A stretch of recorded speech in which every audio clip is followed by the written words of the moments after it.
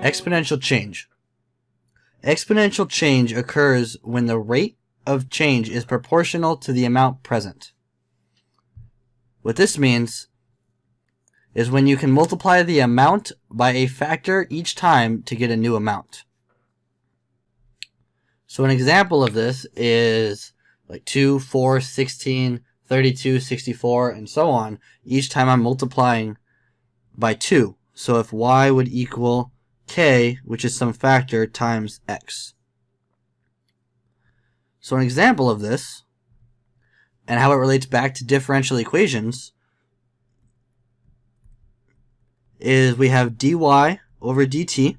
So the change in y with respect to time is equal to some constant times y. So we have some amount y, and when time's increasing, we multiply by a factor of k. And so what we're going to do here is we're going to go ahead and we're going to solve for y. So to solve for y, we take our steps and we multiply both sides by dt. Right? We're trying to get the y's on one side and everything else on the other. So these are going to cancel, and I get dy is equal to ky dt. Now what I'm going to do is I'm going to divide both sides by y. And I'm going to get 1 over y dy is equal to k dt. And now what we're going to do next is we're going to integrate both sides. So the integral of 1 over y is ln of y equals, k is a constant in terms of t, so you get k times t plus c. Now to get the y by itself, we raise both sides to the e, and we get y is equal to e to the power of kt plus c. And now using our laws of exponents, we get that y is equal to e to the kt times e to the c. So y is equal to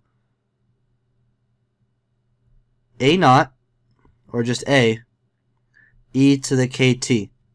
Now where that a came from, instead of using the letter c, I'm using the letter a. So we're going to let e to the c equal a. So again, this represents any constant. And since a is the amount present at time 0, we denote a as y naught. So this would be y is equal to y naught e to the kt, where y naught is the initial amount present. So if dy over dt equals k times y, then y is equal to y naught e to the power of kt is the law of exponential change. So if you want to figure out how much substance or how much molecules you have at a certain time, you can use this formula where k is going to be a constant, t is time, and y naught is the initial amount. When k is greater than 0, we call that exponential growth. And when k is less than 0, we call that exponential decay.